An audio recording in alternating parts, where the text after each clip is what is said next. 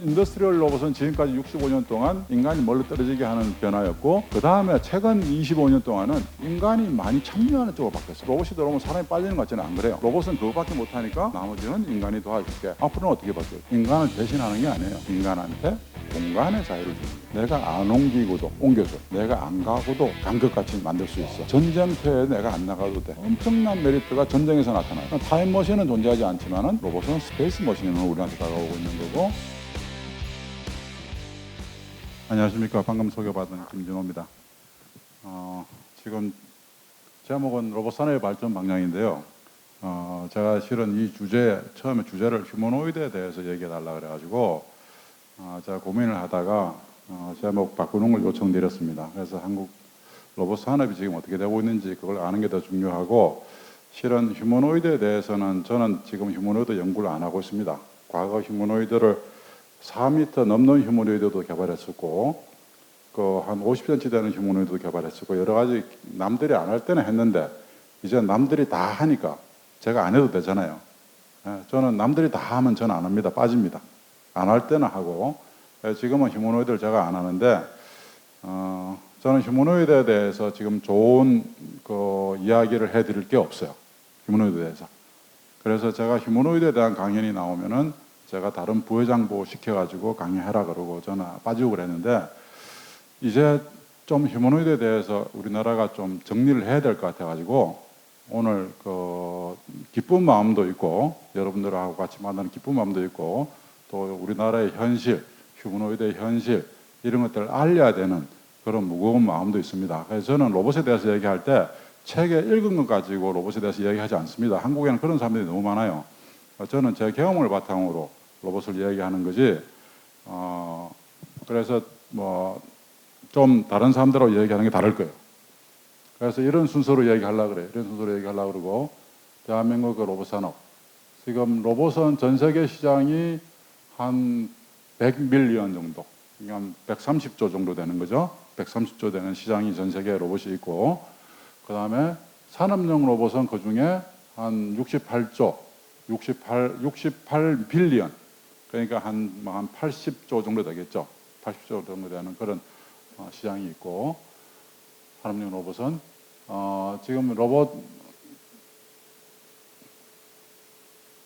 지금 로봇은 약 한 400만 대가 지금 지금 쌓이고 있어요. 한국은 이제 로봇 밀도가 가장 높은 나라로 알려져 있는데, 실은 저 자료에 가보면은 한국은 로봇이 아닌 것도 로봇으로 올렸다 하는 얘기가 나와 있어요. 한국은 로봇으로 쳐주지 않는 3자유도 이상이 연동되는 것만 로봇이라고 정의하는데, 한국에는 그냥 2자유도, 3자유도가 연동 안 되더라도 다 로봇이라고 올렸기 때문에 저렇게 숫자가 많은 것처럼 보이지, 그러니까 로봇을 지금 우리가 40만 대 정도 쓰고 있고, 10,000명당 1,000대 로봇을 쓰고 있다 그러니까 우리가 제조 인구를 400만으로 보는 거죠. 400만을 보고 로봇이 우리나라가 한 40만 정도 쓰고 있다는 건데, 실은 저 데이터는 여러분들은 아셔야 돼요. 잘못된 데이터라 하는 거. 그러니까 우리가 로봇 사용 대수는 일본하고 비슷해요. 전체적으로. 그런 거고, 이거는 옛날부터 우리가 통계 처리할 때 잘못 제출했어요. 국제연맹에. 그러니까 우리가 생각하는 로봇의 기준으로 이건 로봇이라고 올렸는데, 국제연맹에서는 유엔에서는 사람 수를 보고 하라 그랬는데 한국은 사람 수 플러스 동물 수를 보고 했어요. 그래서 로봇이 많은 것처럼 보여요. 그래서 물론 국제회의 가서는 로봇이 밀도가 높다 하는 걸 제가 자랑스럽게 이야기하지만은 우리들은 알아야죠. 우리들은. 중국이 지금 로봇 사용 대수가, 매년 사용 대수가 50% 중국이 넘어갔어요. 중국은 시진핑이 로봇에 200조를 투자하겠다 그랬고, 또 3천만 대를 도입한다 그랬어요.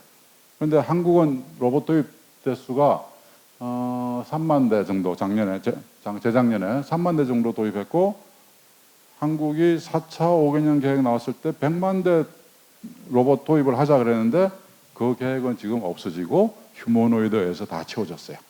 그 계획은 4차 5개년 계획은 다 지금 덮어져 버렸어요. 우리나라가. 우리나라는 지금 거의 로봇의 도입 대수를 보면 거의 수평을 가고 있는, 더 발전하는 게 아니고 수평을 가고 있는 거고, 이게 뭔가 좀 지금 이제 또 줄어들 것 같기도 하고 그래요. 로봇의 도입 대수가. 로봇은 이렇게 뭐 초융합 기술이고 뭐 다른 산업을 도와주는 기술이고 그다음에 컨버전스 산업이다. 그러니까 자동차도 이제 로봇이라 그러고 다가와요. 그 정도로 이제 다 기술이 다 움직이는 건 다 로봇이라고 얘기하는 것처럼 다 그런 거고 그다음 사회 혁신의 주역이 로봇이 되고 있어요. 사회 혁신의 주역이. 저는 여기에 대해서 더 많이 얘기하려고 그래요. 사회 혁신의 주역이 어떻게 로봇이 되고 있는가. 그래서 산업용 로봇과 국방 로봇은 국가 경쟁력의 핵심이에요. 그러니까 사람 수, 병사 수처럼 로봇 수가 굉장히 중요한 척도가 될 것 같아요.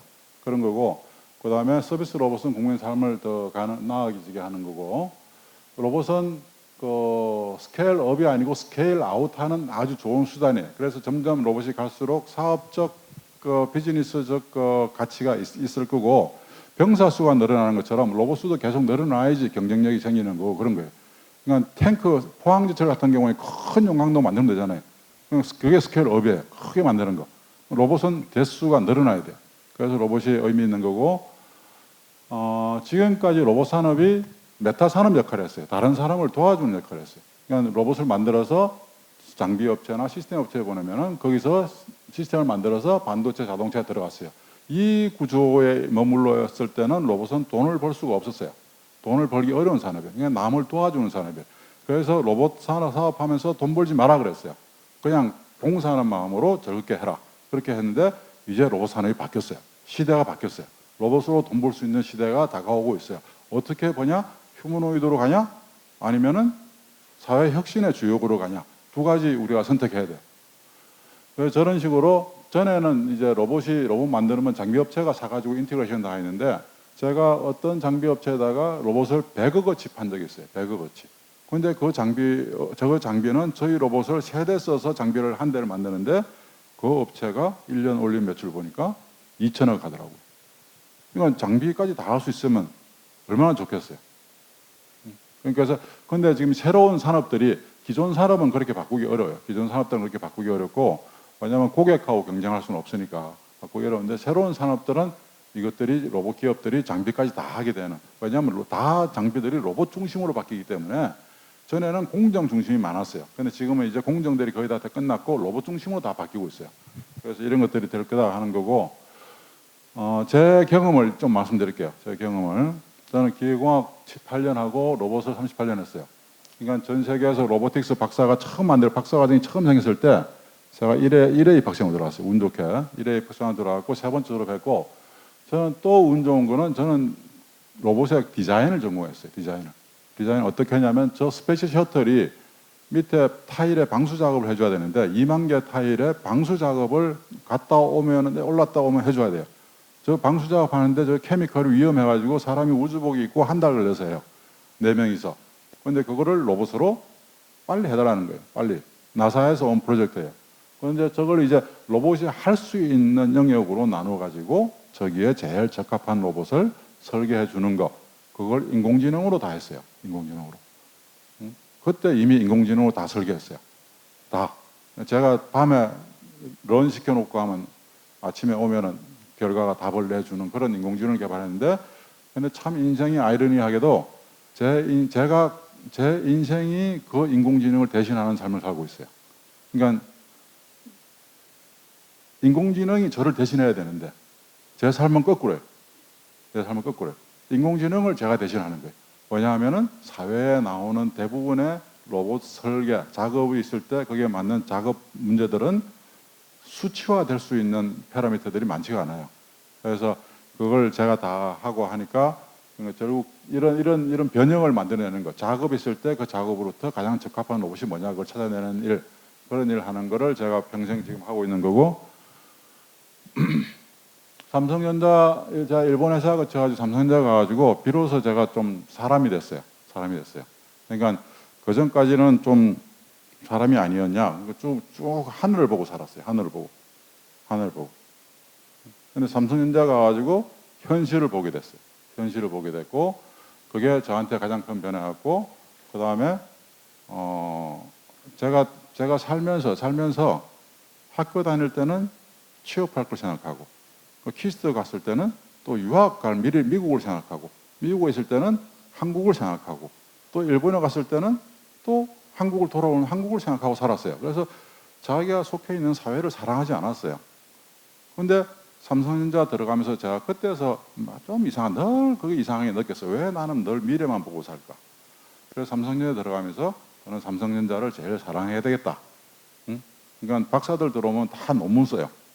학교 가려고 논문 쓰는데 저는 논문 안 쓰고 그냥 삼성전자를 내 그냥 가족처럼 사랑하겠다 하고 살았어요. 그랬지만 저보고 저를 사업부장을 시켜주더라고. 젊은 나이에, 아주 젊은 나이에. 그 사업부장 하면서 또 더 사람이 됐어요, 제가. 인사, 구매, 인사, 총무, 뭐 재무, 뭐 이런 것도 언제 배우겠어요? 회사에서 직장하면서. 그다음에 뭐 영업에서부터 품질, 제조, 뭐 구매 이런까지 다 제 팀으로 있었으니까 그 사람들한테 제가 엄청 배웠어요. 그러니까 저는 사업가라는 성격이 아니고 저는 고지식하고 정직하고 뭐 이런 성격이지 사업가 성격이 아니에요. 근데 삼성전자가 저를 그렇게 바꿔놨어요. 바꿔놓고 저를 이제 근데 제가 IMF 때 이제 제가 너무 힘들게 제가 근무해가지고 사표 내고 나왔어요. 제가 먼저 제 이름을 써내고 사표 내고 나왔고 너무 힘들게 그때 뭐 열심히 살았죠. 열심히 살아가지고 나와가지고 나오니까 일이 더 많이 생기더라고요. 나오니까 오히려 더 일이 더 많이 생겨가지고 제가 일본에 있다가 삼성전자 갔다가 또 이제 회사 제 부하들이 회사 하자 그래서 회사도 시작했고 그 다음에 또 학교에서 오라 그래서 또 학교도 가게 됐고 그 다음에 로봇 협회의 전신인 연구조합도 그때 또 만들었어요. 연구조합도 만들고 그 다음에 포스코에서 로봇 사업을 크게 기획해달라 가지고 연 1,000원씩 투자하는 사업을 기획해줬고 이것들이 하다가 이 포스코가 로봇 사업을 못하게 됐어요. 그때 김대중 정부가 반대해가지고 못하게 돼서 그거를 제가 그 자료를 다 정부에다 다 넘겼어요. 정부에다 넘기고 이때 이제 이게 국가의 첫 번째 로봇 과제예요. 첫 번째 로봇 과제를 해가지고 기반 기술을 확보하는 걸로 가는 그런 걸로 했고 그 다음에 노무현 정부 때 그 성장동력 시작하면서 제가 기획단장하고 그 다음에 4년 동안 국가실무위원장으로 로봇에 관련된 모든 체계를 다 만들고 제 마지막으로는 법을 만들었어요. 법을 만들고 전 세계 처음으로 로봇 관련된 법이 나온 거죠. 우리나라가 자랑스럽게 법을 만들고 저는 제가 국가 일을 하던 데서 이제 떠났어요. 저는 제 인생의 40대를 다 국가 사회를 위한 이런 것들을 만들어가는 걸로 제 40대를 다 바쳤어요. 그리고 비로소 제가 50대가 되면서 제가 개인으로 들어왔는데 1, 2, 3차 5개년 계획 일이 진행됐고 그 다음에 지금 4차 5개년 계획이 진행되고 있는데 1, 2, 3차 5개년 계획 동안에 저는 이제 전혀 이제 제가 관여할 수 없는 사람이 됐고 이제 저 때는 미국과 일본을 따라가는 그런 연구를 많이 했어요. 미국과 일본이 하는 걸 따라갔어요. 근데 지금 4차 5개년 계획을 하는데 지금은 중국 따라가는 걸 우리가 하고 있어요. 저는 계속 남 따라가는 건 하지 말자 그랬는데 지금 우리가 그런 모습에 있고 그래서 우리나라가 좀 최고의 나라가 되기 바랐는데 잘 안 됐어요. 안 되는데 다행히 이때 석박사 과정으로 있던 사람들이 서울대 카이스트 뭐 연세대에 석박사 과정으로 있던 사람들이 로봇을 과제를 하다 보니까 이제 로봇 교육을 받고 사회에 나와가지고 그 사람들이 지금 40대고 로봇 산업에서 주역이 되고 있어요. 그거는 보람이에요. 아, 교육은 보답을 하는구나 하는 게 제가 느끼는 거고 지금 이제 제가 정부 일하고 하고 이런 거하고 관계없이 떨어진 지 한 뭐 18년 만에 제가 로봇산업협회장을 회장을 해야 되겠다 하고 제가 나서가지고 지금 하고 있는 거고 왜냐하면은 너무나 방향 없이 엉망으로 가고 있어서 우리나라 그렇게 하고 있어요. 다들 하늘만 쳐다보고 있어요. 하늘만. 휴머노이드도 하늘만 쳐다보는 거예요. 우리가 또 땅만 쳐다보는 사람이 있어요. 근데 직시해야 되잖아요, 앞을. 근데 직시하려고 보니까 다 장애물이에요. 앞이 안 보여. 멀리 안 보여. 그럼 어떻게 해야 돼요? 올라가야죠. 올라가서 직시해야죠. 올라가서.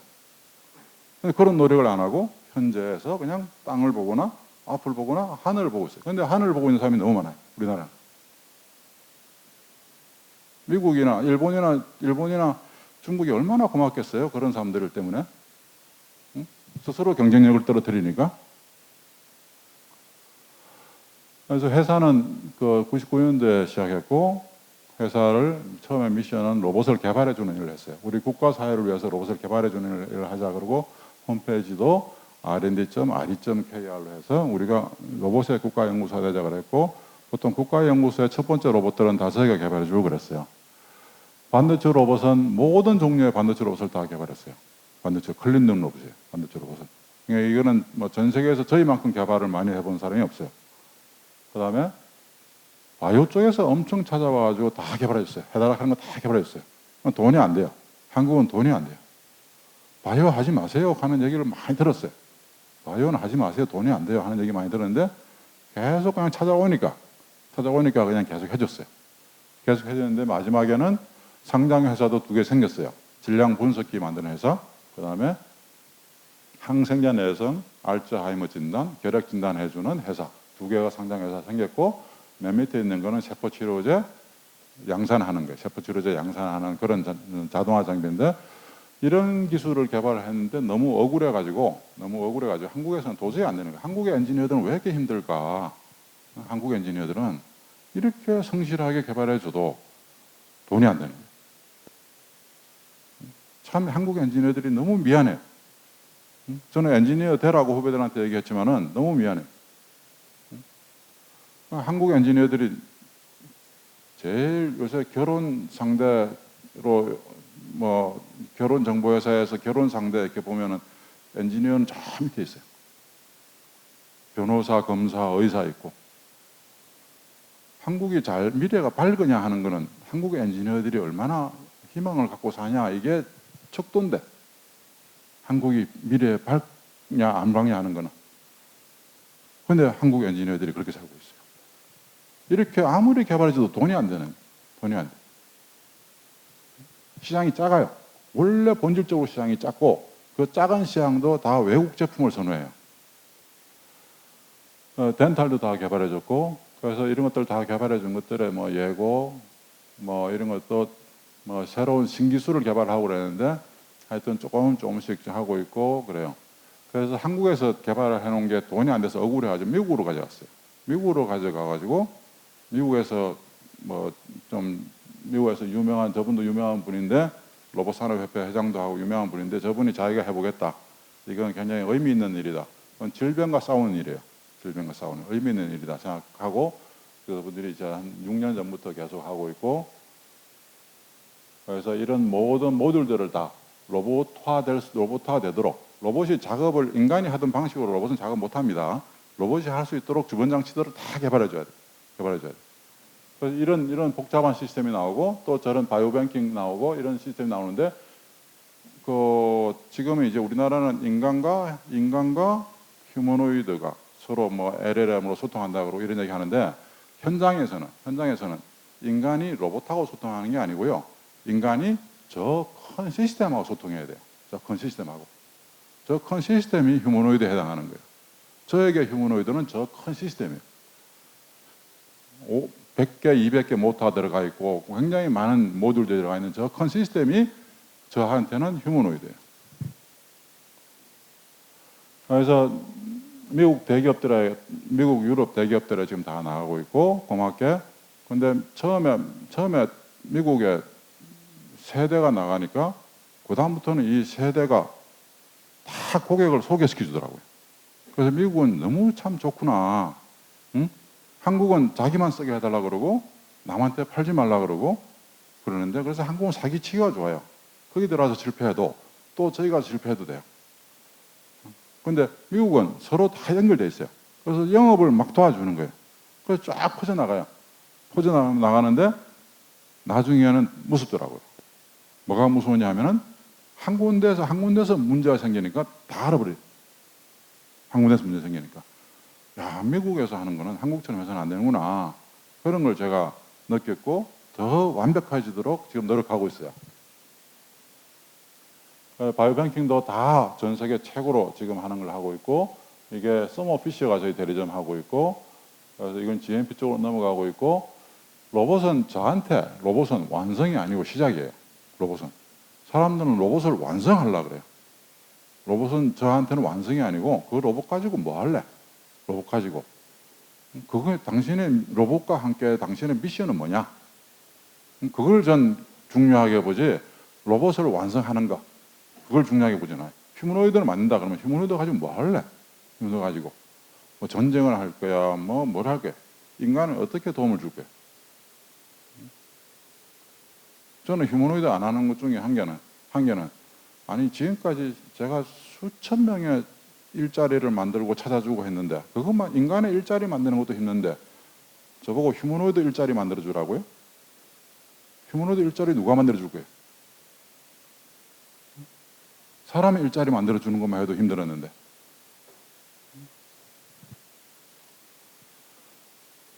저는 제가 4년 반 전에 학교를 조기 퇴직하면서 제 미션을 여기다 확실히 하고 질병과 싸우는 일쪽으로 가겠다. 이쪽으로 이제 저는 가는 걸로 하고 다른 쪽 분야의 애플리케이션은 거의 안 하고 있어요. 거의 안 하고 있고 자문만 해주고 있고 그렇습니다.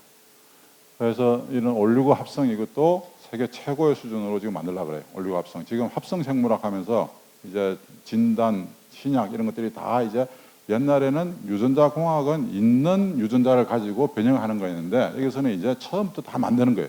유전자도 다 만들어가는 거고 그런 쪽으로 하고 있고 이러면 합성 생물학 쪽도 하고 있고 이것도 세계 최고로 지금 만들어 놓으려고 그래요. 만들어 놓으려고 그런 거고 제가 지금 하는 것들이 반도체는 세계 7등 정도 하고 있고 덴탈은 5등, 뭐 덴티스트는 2등 이쪽은 뭐 1등 하고 있고 이쪽은 이제 뭐 시작했으니까 그리고 국보선 뭐 제가 협회장 하면서 제가 포기했고 너무 일이 많아가지고 그래서 이런 것들을 다 개발하고 있는 거고 지금 수출은 이 정도 퍼센트지를 하고 있어요. 수출을 하고 있고 반도체는 한 40% 정도 수출하고 있고 유전자 쪽은 거의 100% 수출하고 있어요.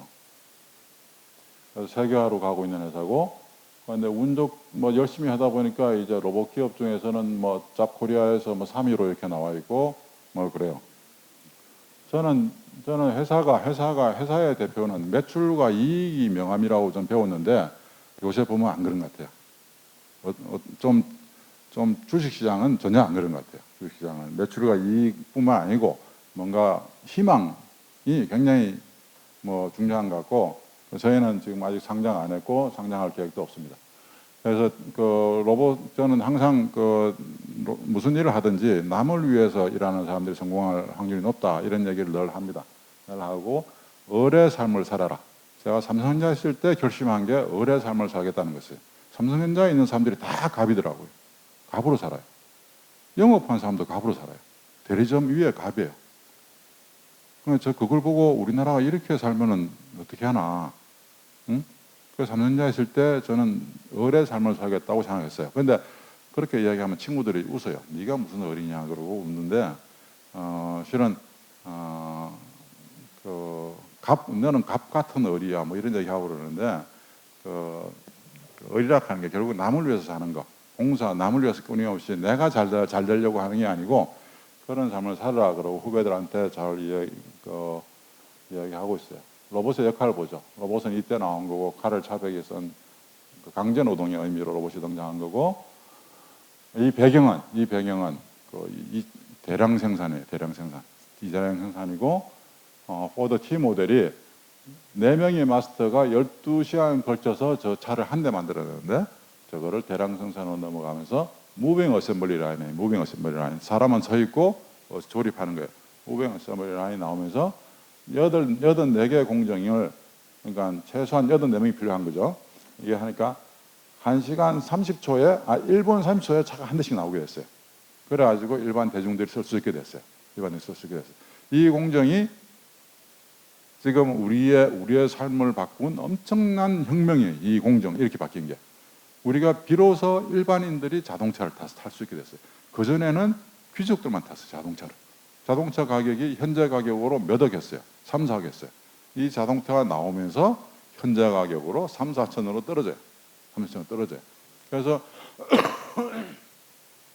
우리 같은 사람들도 다 자동차를 다 쓸 수 있게 된 게 이 덕분이고 포드 덕분이고 그 다음에 이게 얼마나 힘들었으면 인류 역사상 처음으로 주 5일제 근무를 시작한 공장이에요. 이게 주 5일제 근무를 그 전까지는 주 6일제 근무였어요. 그런 현장이고 그래서 이걸 보고서 이제 마치 사람들이 일하는 게 로봇같이 일하는, 로봇을 본 적은 없어요. 그 사람들이 본 적이 없는데, 야, 저 사람들이 일하는 게 그냥 계속 반복적인 똑같은 걸 하는 게 로봇처럼 일하는 그런 걸 보고 로봇이라는 단어가 나왔고, 그 찰리 채플린의 모던 타임즈도 저거 영향을 받은 거예요.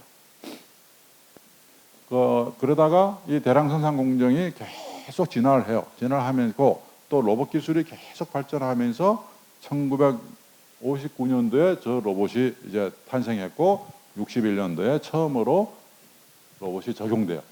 그러니까 다이캐스팅, 뜨거운 금속을 잡아서 옮기는 거예요. 뜨거운 금속을 잡아서 옮기는 거, 핸들링 하는 거예요. 그 다음에 스파드 웰딩, 두 철판을 붙이는 거예요. 철판을 붙이는 그런 작업이고, 용접해가지고. 그래서 이때부터, 이때 61년도에 로봇이 처음 이제 인류를 위해서 적용하게 됐고, 그 다음에 GM이 로봇 덕분에 포드를 넘어설 수 있는 계기가 됐어요. GM이 포드를 넘어설 수 있는 계기가 됐고, 뭔가 전환이 되는 거죠. 그래서 그런 계기가 됐고, 나중에 뭐 일본한테로 넘어오게 되지만은, 그래서 로봇이 적용되는 로봇의 작업은 핸들링과 툴링이에요. 크게 보면 핸들링과 툴링. 핸들링은 A에서 B로 옮기는 거예요. 핸들링은 되돌아갈 수 있어요. 툴링은 뭔가 툴을 가지고서 인간의 공구를 가지고 뭐 썰어버리든지 툴을 가지고서 구멍을 뚫거나 용접하거나 붙여버리는 게 툴링이에요. 이건 툴이 필요해요. 로봇한테. 로봇이 툴을 잡고서 그걸 작업을 하는 거예요. 그러니까 로봇의 작업은 크게 보면 이 두 가지예요. 이 두 가지밖에 없어요. 두 가지밖에. 그래서 우리가 이게 그 사람이 자동차를 조립했어요. 마스터가 사람이 뭐 4명이서 뭐 자동차를 조립했는데, 그 대량 생산 공정이 나와가지고 일반 노동자가 이제 자동차를 조립할 수 있게 됐어요. 조립할 수 있게 되고, 그 다음에 저쪽으로 가가지고는 로봇이 도입됐죠. 그러니까 이게 요게 들어오고 나서 한 40년 뒤에 이제 저게 됐으니까, 많은 사람들이, 지금 우리나라 많은 사람들은 이 부분만 봐요. 이 부분만. 기술의 혁신이다. 그래서 로봇이 사람을 대체했네? 야, 대단하다. 근데 사람 일자리가 없어지는 거야? 요 부분 봐. 우리나라 사람들 요 부분. 근데 더 중요한 건 뭐예요? 더 중요한 거는 로봇이 할 수 있도록 작업이 계속 변화온 거예요. 응? 이 40년, 60년 변화온 거예요. 로봇이 할 수 있도록 작업이. 처음에는 로봇이 없었어. 그러니까 뭐가 로봇이 할 수 있는지 몰라. 근데 그 작업이 계속 진화되는데 반복적이고 표준적이고 짧게 이루어져야 되고, 이런 작업으로 진화되다 보니까 결과적으로 보니까 로봇에 적합한 거예요. 그 작업이. 로봇은 그런 식으로 짧고 빠르고 이런 작업을 24시간 계속 돌아가는 이런 작업에 적합한 거예요. 그래서 저 변화가 밑에서 이루어진 저 변화를 봐야 돼요. 변화를. 저는 로봇 개발하는 것 같지만은 고객이 오면은 제가 하는 일은 저 변화 만드는 거예요. 저는 로봇 설계 시간을 보내지는 않아요. 별로. 작업 설계 시간 보내지.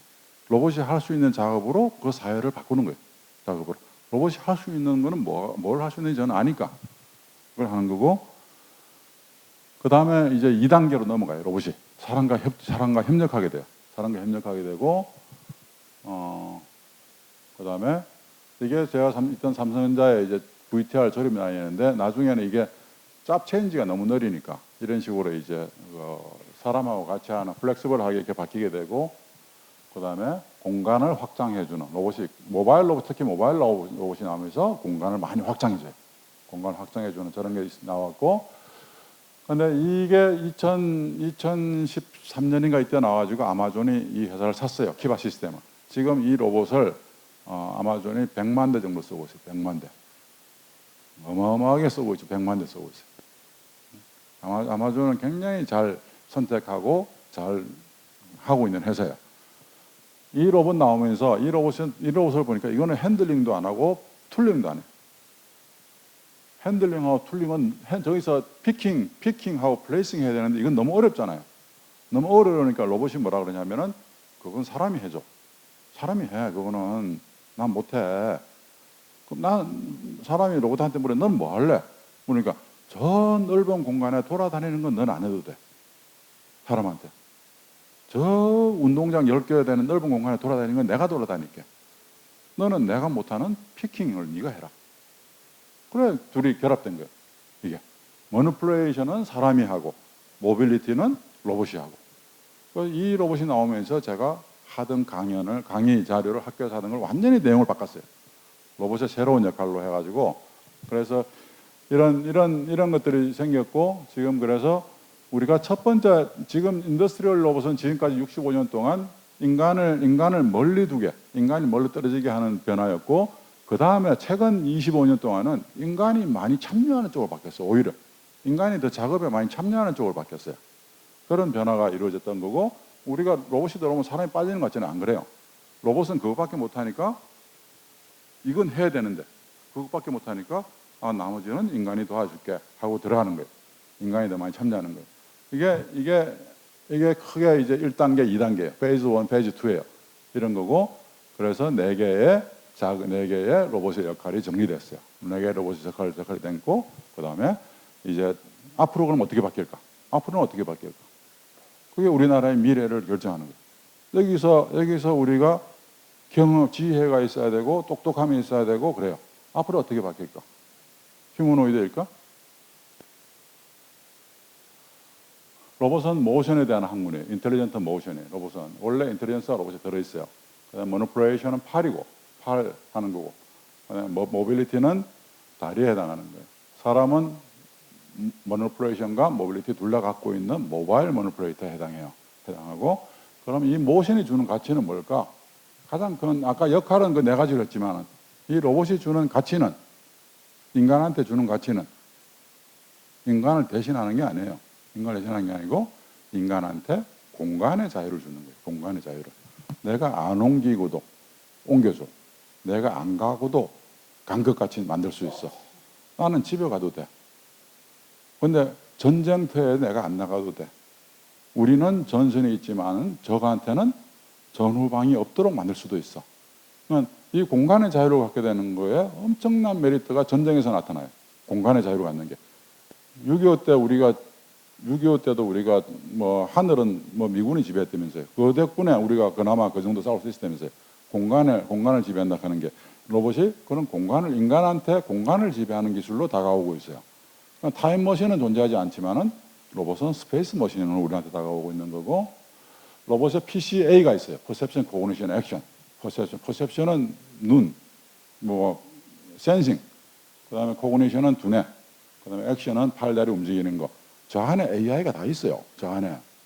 근데 요새 갑자기 로봇 안 하던 분들이 와가지고 피지컬 AI 그러면서 새로운 것처럼 이야기해요. 저 안에 다 AI가 다 들어있어요. AI가. 그러니까 피지컬 AI가 의미가 있는 건, 예를 들어서 그 복잡한 그 자유도를 다루려니까 좀 딥러닝을 쓴다든지 시행착오를 병역하면서 한다든지 그런 것들 때문에 이제 피지컬 AI 같은 게 들어오는데, 실은 이 안에 원래 다 AI가 다 들어있어요. 그래서 우리나라는 그걸 이제 피지컬 AI로 다 포장을 해요. 피지컬 AI 그러면 훨씬 더 범위는 넓겠죠. 자동차도 들어가고 다 들어가고 하는데, 근데 원래 있던 AI가 다 있는데, 원래 있던 AI. 그럼 새로운 AI가 더 필요한 거는 뭘까? 휴머노이드는 필요할 수 있어요. 새로운 거니까. 근데 제가 하는 거는 큰 시스템, 그것도 그 안에 피지컬 AI가 들어가요. 큰 시스템하고 사람하고 바로 1대1 소통해야 돼요. 로봇과 사람하고 1대1 하는 게 아니고 큰 시스템하고 1대1 소통하는 거예요. 로봇이 만들어주는 공간이 굉장히 종류가 많은데, 저는 주로 이쪽만 일하고 있어요. 사람이 들어가기 어려운 공간. 반도체가 그렇고 바이오가 그런 공간들이 많아요. 그래서 이런 쪽으로 저는 주로 일하고 있고, 남들이 안 하는 쪽으로, 남들이 이쪽을 많이 하니까 저는 이제 안 하는 쪽으로 좀 간 거고, 로봇 산업의 발전 방향 보면은 지금은 로봇 플러스보다 로봇 러쉬가 더 많아졌어요. 로봇 플러스는 로봇인들이 애플리케이션을 늘려나가는 거예요. 로봇 플러스는 로봇을 안 쓰던 쪽에서 로봇으로 다가오는 거예요. 근데 코로나가 그치면서 공장이 멈추고 하는 거 보면서 로봇 플러스보다 이제 로봇 러쉬가 더 많았어요. 로봇 플러스가 많을 때는 시장을 창출하려고 자꾸 그랬어요. 그래서 제가 시장 창출하지 마라. 그거는 하느님이 할 일이지. 시장 창출이 얼마나 어려운 건데 로봇으로 시장 창출하려고 그러냐. 그냥 있는 시장에 만족하도록 해라 그랬는데, 지금 그게 쉽게 되게 됐어요. 그러니까 시장 창출할 필요 없이 그냥 다가오는 시장 맞이해 주기만 하면 돼요. 다가오는 시장을 맞이해 주기만 되는 그런 식이고, 그래서 로봇플러스가 생기는 가장 큰 동기는 지금 사람이 없어요. 사람이 없어요. 여기 사람이 많은 것 같은데 근데 일할 사람이 없어요. 그 현장에서. 그래서 저한테 다가온 로봇 러쉬가 얘들이 계속 많아지고 있어요. 이런 것들. 군대 조리병도 이제 안 하려고 그래요. 조리병이 자기가 불공평하다고 느껴요. 주말에 일하니까. 그래서 이런 사회들이 다 많이 다가오고 있는데 제가 못 해주고 있어요. 그러니까 로봇을 가지고 뭐 할래? 이런 로봇 러쉬가 많이 오고 있으니까 이제는 대응만 해주면 되는 거지 그걸 시장을 억지로 만들려고 할 필요가 없어요. 그런 상황으로 가고 있고, 이런 사회에 가서 로봇이 그 사회를 바꿔놓는 거를 저는 로봇 트랜스포메이션이라고 그래요. 로봇 트랜스포메이션. RX라 그래요. 근데 우연히 알고 보니까 이 건물이 KRX더라고요. KRX. 제가 지금 판교에 KRX 연구소를 하나 만들어요. 연구소를 만든 그게 뭐냐면은 광운대학교에 광운 로봇 트랜스포메이션 연구소예요. 근데 KRX라고 하는 단어를 써놓고 또 찾아보니까 여기가 또 KR, 우연히 또 KRX더라고요. 그래서 저는 KRX 연구소가 이런 시장이 다가오는 것을 맞이해서 바꿔주는 이런 역할을 해주는 게 우리나라에서 그나마 잘하고 있는 게 우리 로봇 융합연구원에서 잘하고 있어요. 우리 융합연구원에서 그 역할을 그나마 잘하고 있고, 다른 연구소들은 다 기술 중심으로 많이 하고 있어요. 기술 중심으로 하고 있고, 옛날에는 이렇게 로봇이 시스템이 돼서 저는 자동차나 반도체 회사 들어가는데 이제는 로봇이 시스템 아키텍처로 로봇 하는 사람이 전체 시스템을 다 만들어서 고객을 대응해 줘야 되는 이런 시기로 가고 있어요. 이게 로봇 트랜스포메이션이에요. 이게 물류에서부터 처음 시작됐어요. 물류에서부터. 물류 공장, 아마존이 이제 그런 거예요. 물류 공장에서부터 처음 시작된 거고, 공장 전체가 다 이제 로봇화 되는 거예요. 그런 거. 그래서 라지 스케일 로보틱스라고 그러고,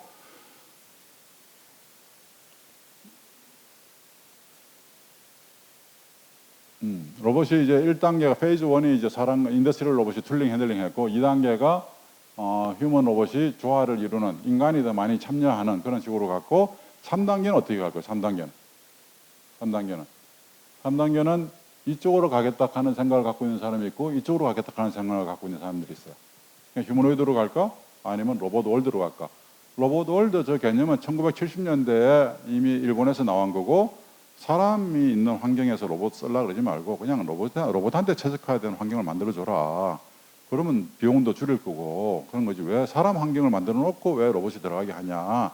그런 철학이 먼저 생겼고, 근데 그게 구체화가 많이 안 됐어요. 구체화가 많이 안 되다가 이제 최근에 이제 조금씩 구체화되고 있는 거예요. 구체화되고 있는 거고, 제가 늘 추구하는 게 8-24, 7은 사람은 8시간만 일하는 거예요. 로봇은 24시간 계속 일하는 거예요.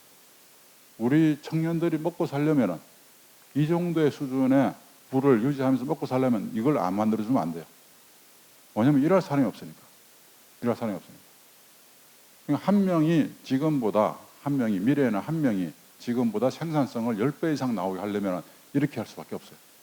이걸 만들어줘야 된다는 하는 거고, 휴머노이드 쪽으로 이제 뭐 가야 되겠다 하는 사람들이 있고,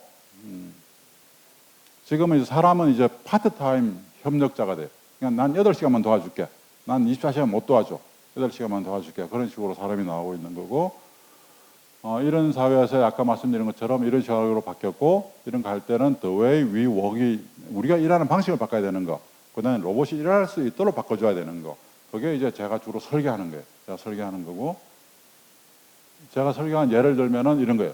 이게 세포치료제를 생산하는 연구소예요. 연구소에서 세포치료제를 이렇게 생산하는데, 사람들이 저렇게 생산하는데, 저거를 이렇게 작은 공간으로 만드는 거예요. 이거 하는데 10년 걸렸어요. 이 변화를, 이 트랜스포메이션을 만들어내는데 10년 걸린 거예요. 사람은 바깥에만 있고, 한 명이서 저 소모품들만 공급해 주는 그런 거 있고.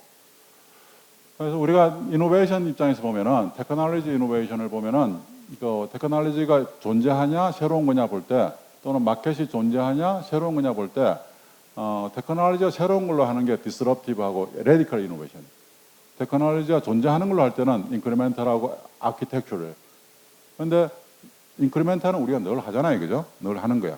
저 중에서 그럼 나머지 세 개 중에서 우리나라가 어떤 식으로 갈래? 어디로 갈래? 그거 보면은 이쪽은 이제 테크놀로지가 새롭냐 하는 거하고 여기는 이 마켓의 임팩트를 세로 축을 한 건데 디스럽티브가 임팩트가 높아요.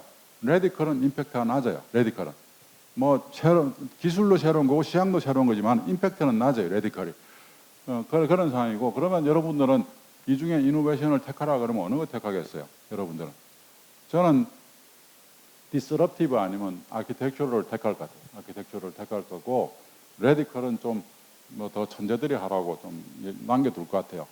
그런 것 같고 그래서 로봇에 있어서 로봇의 역량을 갖춘 기업이나 국가 기업이 개인이 어떤 이노베이션을 해야 될까 우리나라가 그런 것들을 살펴보면은 이게 이제 인크리멘탈 아키텍처럴 디스럽티브 레디컬이 있는데 기존의 로봇들이 이런 것들이 있어요. 기존의 로봇들이 인더스트리 로봇은 계속 인크리멘탈 하게 가고 있고 그 다음에 저것들은 아키텍처럴 하게 하고 있고 그 다음에 이거는 디스럽티브 하게 하고 있고 맨 밑에 쪽은 레디컬이에요. 레디컬. 협동 로봇도 처음에는 레디컬이었어요. 레디컬이었는데 돈이 안 되잖아요. 돈이 안 되니까 이 사람들이 디스럽티브 시장으로 옮겨갔어요. 협동 로봇이. 그래서 협동 로봇이 지금 되고 있는 거예요. 협동 로봇이 사람과 같이 협동하는 이런 시장에 머물러 있었으면 안 될 거예요. 지금 협동 로봇은 다 용접한다든지 조립한다든지 하는 존재하는 시장으로 넘어갔어요. 존재하는 시장으로 넘어가서 그래서 코봇은 여기 있다가 절로 간 거예요. 그럼 밑에 있는 것들은 휴머노이드는 아직 레디컬 범위고 저는 제가 하는 것들은 대부분 남들의 입장에서 보면은 이렇게 뭐 디스럽티브가 될 수도 있는데 제가 하는 것들이 그런데 제가 하는 입장에서는 저는 아키텍처럴 이노베이션이라고 그래요. 이미 기술을 갖고 있어요. 제가 갖고 있는 걸 가지고서 하는 거지 새로운 기술을 개발할 게 별로 없어요. 이미 기술을 무진장 확보해놨기 때문에 그런 거고 그래서 이런 로봇 러시를 대응하는 아키텍처럴 이노베이션을 잘하는 그런 로봇 트랜스포메이션을 잘하는 그런 국가가 되자고 제가 늘 이야기했는데 안 되고 있어요. 지금 휴머노이드가 많이 나오고 있어요. 휴머노이드 많이 나오고 있고 로봇 안 했던 테슬라가 하고 있고 그래요. 휴머노이드 많이 나오고 있는데 휴머노이드 시장을 보니까 1.6 빌리언 정도 된다 그래요. 1.6 빌리언. 2조 정도 된다 그러는 거죠. 그래서 저게 도대체 어떤 사람들이 저 시장에서 역할을 하나 보니까 정확하지가 않아요. 거기서 휴머노이드 전혀 안 하는 기업들이 우리나라 기업들이 들어가 있고 그래서 데이터가 정확하지는 않아요. 근데 보니까 밖으로 가는 게 있고 두 발로 걸어가는 게 저렇게 나눠진다 이렇게 있는데 어쨌든 휴머노이드 시장이 뭔가 있긴 있는 것 같아요. 이걸 좀 지혜롭게 분석력 있게 관찰해보고 거기에 맞는 우리나라의 접근 방법을 찾으면 좋겠고 여기는 휴머노이드는 아직 아니다라고 돼 있어요.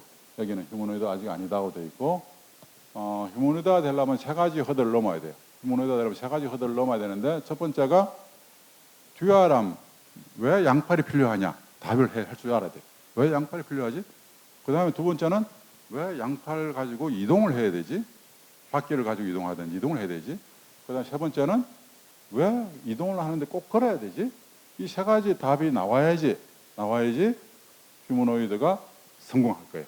이 세 가지 허들을 넘어가야 된다 하는 거고 이제 로봇이 발전하는 순서가 이렇게 된다는 거고 언젠가는 5차 산업혁명은 뭐 로봇 월드 플러스 휴머노이드가 뭔가 만들어내는 그런 미래가 올 것 같아요. 그런 미래가 오는데 우리나라가 이걸 뭐 앞장서 가면 좋겠는데 우리나라가 뭐 그리 되겠습니까? 우리나라가 별로 그냥 하늘만 쳐다보고 있는 사람들이 많아가지고 되게 어려울 것 같아요. 그래서 전 계속 대한민국의 길을 찾자고 얘기합니다. 대한민국의 길을 찾자고. 근데 지난 한 15년, 한 7년, 8년 동안에 미국하고 일본이 실패한 걸 그대로 따라갔어요. 미국, 일본이 실패한 걸 따라갔고 그 다음에 이제 중국을 따라가는 그런 모습으로 우리가 바뀌고 있고 대한민국의 길은 뭐냐? 거기에 대한 논의를 안 해요. 휴머노이드가 왜 우리나라의 휴머노이드가 이렇게 떴는지 여러분들 정치 쪽에서 왜 이렇게 휴머노이드가 우리한테 다가왔는지 그런 과정을 한번 추적해 보세요. 누가 이런 걸 만들었지? 아주 미스테리예요. 그래서 이런 것들을 제가 늘 디지털 트랜스포메이션에서 AI 트랜스포메이션 한다 그러는데 우리나라는 로봇 트랜스포메이션이 아주 강한 나라가 되자 그런 걸 제가 계속 요구하고 바라고 있고 부탁하고 있고 제가 도와주고 있고 그래요. 한국에서 변화를 원하는 사람 손들어봐. 그럼 다 손들어요. 다 손들어요. 변화를 원하는 사람. 그런데 변화를 할 사람 보면 아무도 손 안 들어요. 변화를 리드할 사람 그러면 다 가고 없어요. 한국이 지금 이래요. 이래요. 저도 휴머노이드에 대해서 이야기하는 게 굉장히 어려워요. 좀 주춤거리게 만들어요. 사회가. 왜냐하면 사회가 진실은 관심이 없으니까. 사회는 진실이 우리 사회는 지금 진실에 관심이 없어요. 왜냐하면 다들 하늘 쳐다보고 있으니까. 아마 휴머노이드 아까 좀 시장이 있었던 것처럼 뭔가 시장이 있는 쪽이 있을 것 같아요. 뭐 그런 쪽을 좀 파고 들어가서 잘하고 그러면 좋겠는데 그런 것들이 안타깝고 그렇습니다. 그래서 제가 좀 이런 얘기를 그 협회장이라서 제가 안 하고 그러려고 그랬는데 안 하고 그러려 좀 중립적으로 그냥 있으려고 그랬는데 이런 얘기해서 미안하고 하여튼 우리가 조금 바뀔 수 있으면 좋겠어요. 조금 바뀌자, 시작하자 그런 게 되면 좋겠고 오늘 뉴스원에서 하는 이 택포럼에서 그런 시발점이 돼가지고 한번 좀 나아질 수 있으면 좋을 것 같습니다. 감사합니다.